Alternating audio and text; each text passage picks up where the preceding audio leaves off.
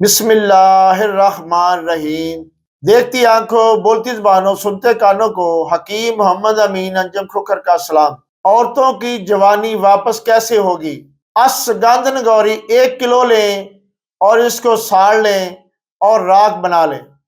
راکھ کا جو وزن ہو 8 گنا پانی ڈال لیں، کسی پلاسٹک کے برتن میں ڈال کر 8 دن تک ہلاتے رہیں۔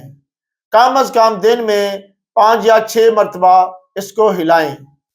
اس 8 دن کے بعد پانی نتھار کر الگ کر لیں۔ اب صاف پانی چولہے پر رکھ کر پانی خشک کر لیں۔ باقی دوائی سفید ملے گی، وہ آپ کی دوائی تیار ہے، آپ کا نسخہ تیار ہے۔